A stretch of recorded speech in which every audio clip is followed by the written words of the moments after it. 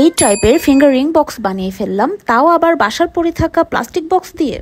এখানে আমি 2 রকমের ভেলভেট ফেব্রিক ইউজ করেছি। আমাদের মেয়েদের ফিঙ্গারিং বক্স বা অর্নামেন্টস বক্সের কিন্তু অনেক শখ থাকে। শৌখিন এই জিনিসটা মার্কেট থেকে কিনতে গেলে কিন্তু অনেক প্রাইস পড়বে। তো আমি আজকে অনেক কম খরচে এই ফিঙ্গারিং বক্সটা বানিয়ে ফেললাম। এইরকম প্লাস্টিকের বক্স তো কম বেশি সবার বাসায় থাকে, আর এই বক্সটা আমার বাসায় অনেক দিন ধরেই পড়েছিল। আর এই ব্ল্যাক কালারের ফ্যাব্রিকগুলো আমার বাসায় অনেক আগেই কেনা ছিল। আমি আমার DIY ওয়ার্ক করার জন্য এই ফ্যাব্রিকগুলো কিনেছিলাম। আপনারা হয়তো দেখেছেন আমি এটা দিয়ে অনেক কাজ করেছি। আর এই ফ্যাব্রিক থেকে এই বক্সটা বানাতে আমার অল্প পরিমাণে ফ্যাব্রিক লেগেছে, পুরাটা লাগেনি। আমি B7000 গ্লু দিয়ে পুরা বক্সটাকে ব্ল্যাক কালারের ফ্যাব্রিকটা দিয়ে র্যাপ করে দিয়েছি। এই ফ্যাব্রিকটা দিয়ে আমি অনেক কিছু বানিয়েছি। এটা 200 টাকা করে গজ নিয়েছি আমি, 1 গজের মতো নিয়েছিলাম আমি। তো এখনো আরো হাফ গজের চেয়ে বেশি রয়ে গিয়েছে।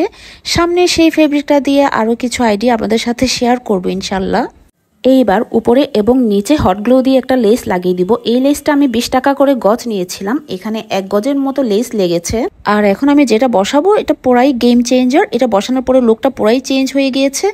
এই ডেকো পেজটা আমি নিয়েছি মিবেস্কাই পেজ থেকে। ডেকো পেজে কাগজের একটা পাতলা আবরণ থাকে, এটা উঠিয়ে নিতে হবে। এটা উঠানোর পরে মটপচ গ্লস লাগিয়ে আলতো হাতে এটা বসিয়ে দিতে হবে।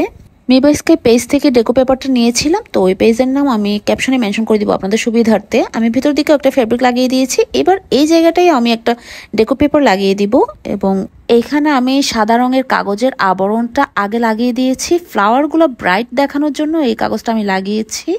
আপনারা কিন্তু এই বক্সটাকে যার যেভাবে পছন্দ সেভাবেই সাজাতে পারবেন।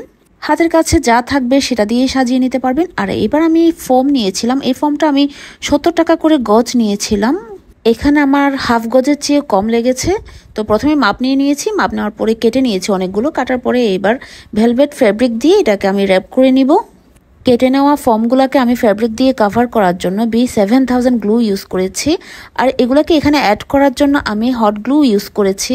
এইবার বক্সের ফ্রন্ট সাইডেও আমি একটু মিরর দিয়ে সাজিয়ে নিব নিজের পছন্দ মতো করে। এবং এটাই হচ্ছে ফাইনাল লুক। ফাইনাল লুকটা আপনাদের কেমন লেগেছে আমার সাথে অবশ্যই শেয়ার করবেন। সাধারণ কিছু জিনিস দিয়ে এত সুন্দর ফিঙ্গারিং বক্স বাসায় নিজেই বানিয়ে ফেলা যায়, এটা যদি আগে জানতাম তাহলে অনেক আগেই এটা আমি বানিয়ে ফেলতাম। এই বক্সটা এত সুন্দর হয়েছে, আমি এটার প্রেমে পড়ে গিয়েছি। তো সবাই ভালো থাকবেন, সুস্থ থাকবেন, তানজানাস ক্রিয়েশনসের সাথেই থাকবেন। আজকের মতো আল্লাহ হাফেজ।